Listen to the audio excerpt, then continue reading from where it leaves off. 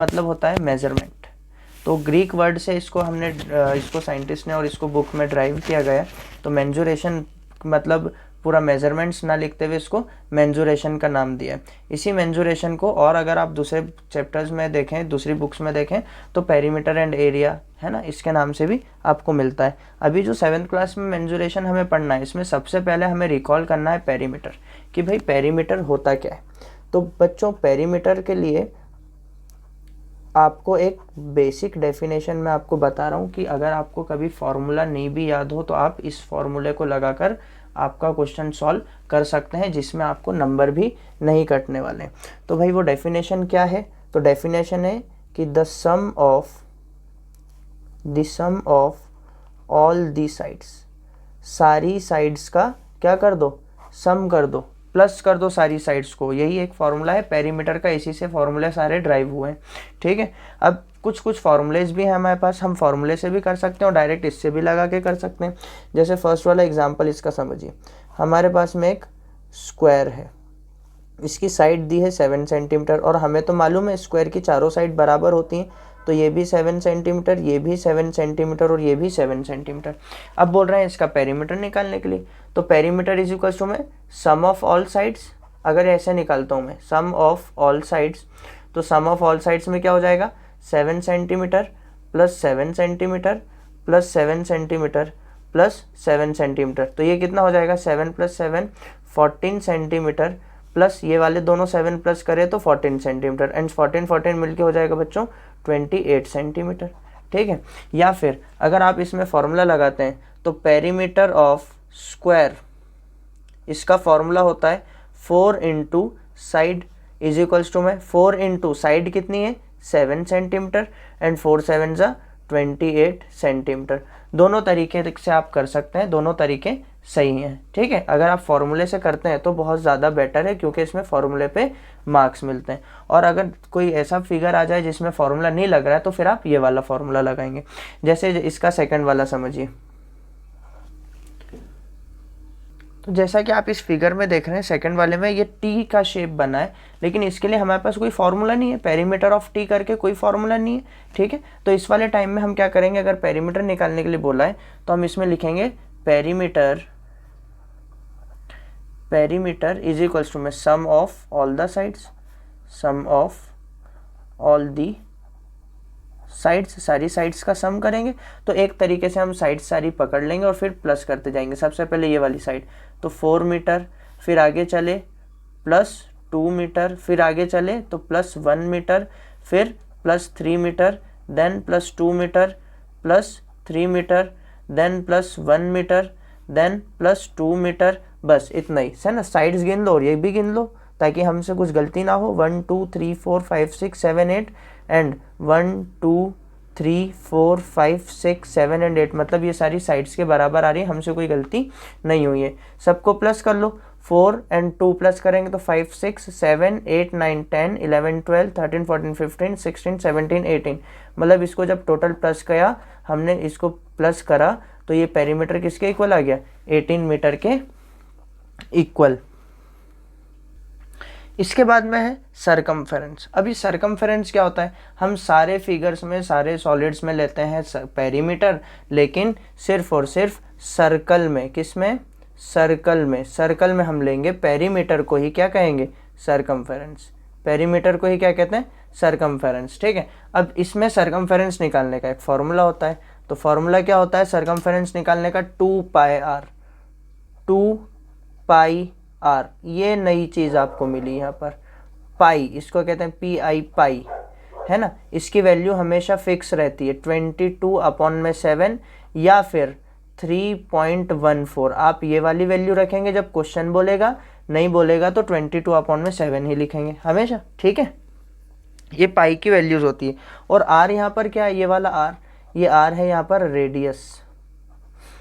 Radius of a circle. तो ये आपको क्वेश्चन में दिया जाएगा। जैसे एक क्वेश्चन हम लेते हैं कि circumference of circle of radius 7 centimetre.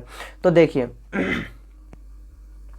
Circumference is equals to में होता है 2 पाई आर, फॉर्मूला होता है, हमने अभी देखा।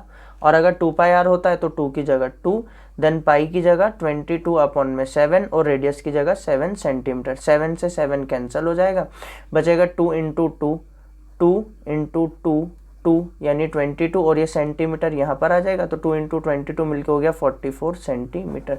मतलब ऐसा ट्राइंगल, ऐसा सर्कल जिसकी रेडियस 7 सेंटीमीटर हो, तो उसका अगर सरकमफेरेंस निकालते हैं तो वो आता है 44 सेंटीमीटर के इक्वल। समझ में आई बात?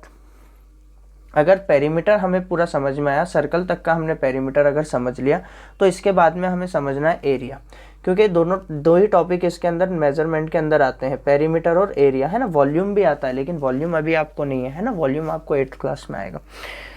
तो पेरीमीटर, एरिया के निकालने के लिए एरिया कुछ फॉर्मूलेज रहते हैं, एरिया के तो फॉर्मूले ही होता है, बिना फॉर्मूले के आप इसको सॉल्व नहीं कर सकते, और फॉर्मूले आपको लिखना ही पड़ेंगे, याद करना ही पड़ेंगे, अदरवाइज आप सॉल्व नहीं कर पाएंगे।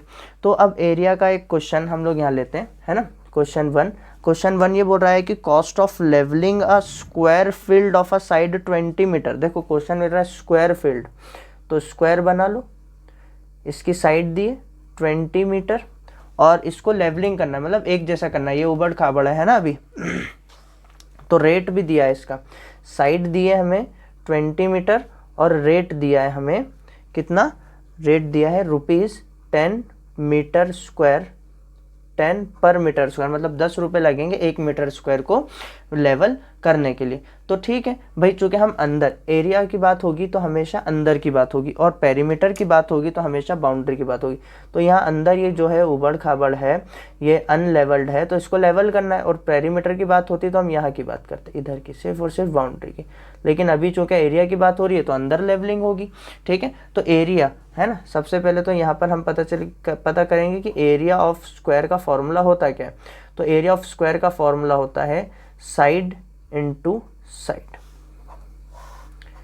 ये होता है एरिया ऑफ स्क्वायर का फॉर्मूला। यह फॉर्मूला अगर आपको याद नहीं होगा तो हम ये क्वेश्चन नहीं कर सकते, तो इसलिए इसके सारे फॉर्मूले हमें याद करने हैं एरिया के, ठीक है। एरिया ऑफ स्क्वायर का फॉर्मूला होता है साइड इंटू साइड। साइड कितनी दी है, 20 मीटर इंटू 20 मीटर, मल्टीप्लाई कर लीजिए 20 इंटू 20, 2 2 होता है 4, और 2 0 इसके पीछे, तो मीटर स्क्वायर, मतलब यहाँ से एरिया आपका कितना आ गया, 400 मीटर स्क्वायर। अब हमें निकालना है रेट, हमें दिया है, मतलब कॉस्ट निकालना है, और कॉस्ट निकालने का एक स्वीट सा फॉर्मूला ध्यान से समझिएगा, इम्पॉर्टेंट है ना। कॉस्ट का फॉर्मूला होता है रेट, जो भी आपको दिया है, इनटू एरिया। हमेशा ये फॉर्मूला याद रखिएगा, हमेशा लगेगा, कॉस्ट में यही फॉर्मूला लगता है ना, रेट इनटू एरिया। तो कॉस्ट निकलेगी, रेट कितना दिया है, यहाँ पे दिया है 10, पर के लिए मैं इसको ऐसे लिख सकता हूँ, अपॉन में मीटर स्क्वायर, इनटू एरिया अभी हमने निकाला 400 मीटर स्क्वायर।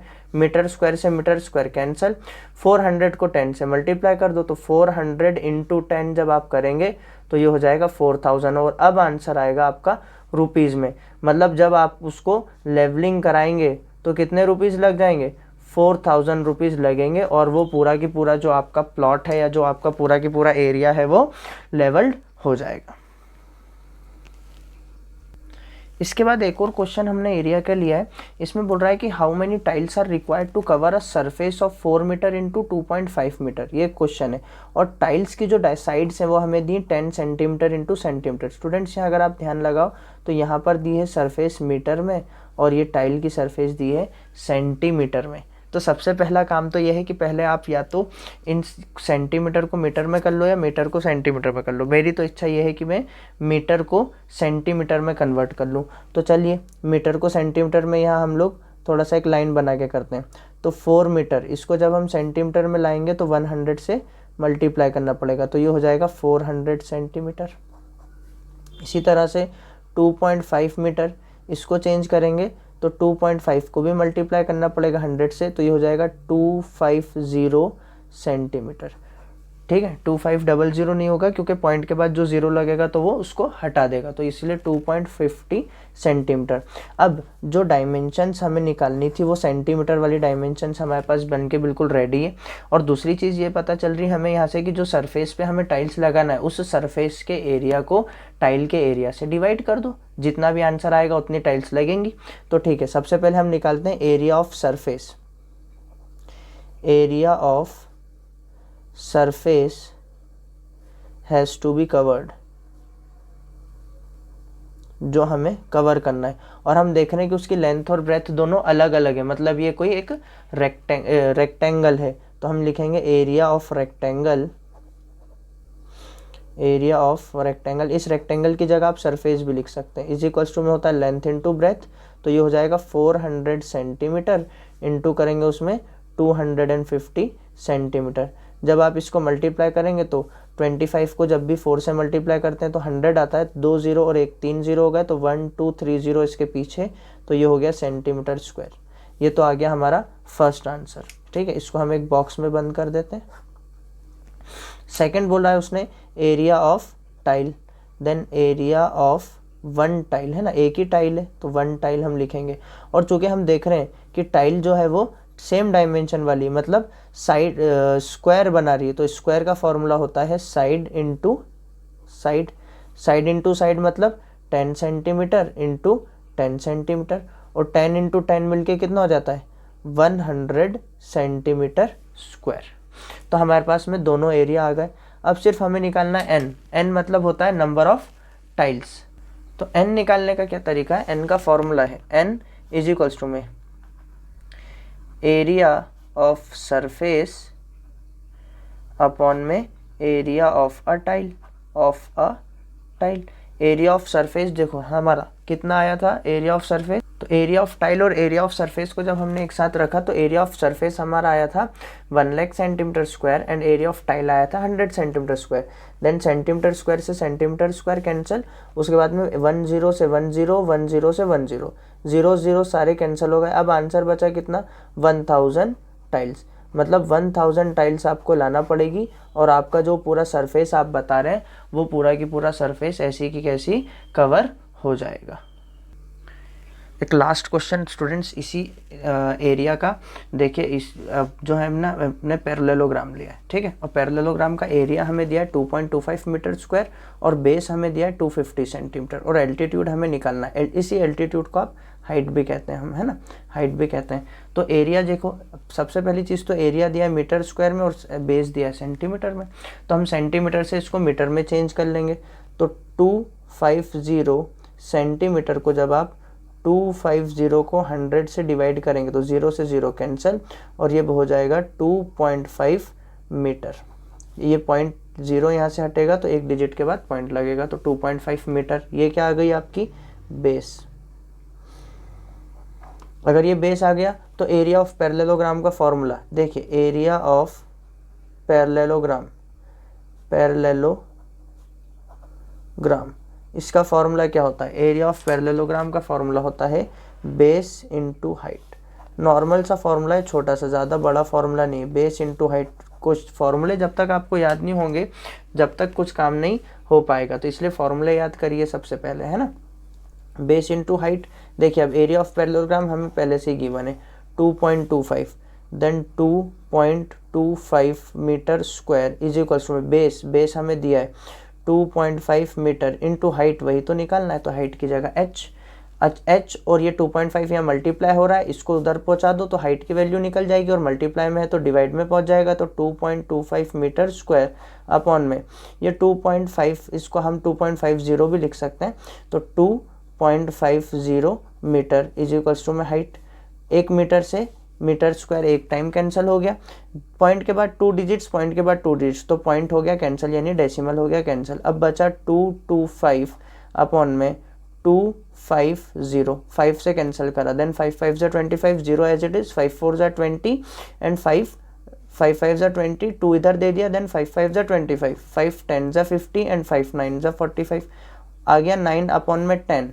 अब 9 अपॉन में 10 को और ज़्यादा कैंसिल ना करते हुए हम क्या करेंगे, यहाँ से पॉइंट को हटा देंगे, यानी 0 को हटा देंगे, और चूंकि नीचे एक 0 है तो ऊपर एक डिजिट के बाद पीछे से पॉइंट लग जाएगा, तो ये हो जाएगा 0.9 मीटर, मतलब जो हाइट है उसकी वो आ जाएगी 0.9 मीटर। ये हो गया आंसर आपका।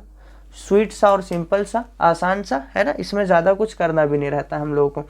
तो ये बेटा जो मैंने अभी आपको बताया, this is all about your perimeter and area for this chapter, mensuration or perimeter and area.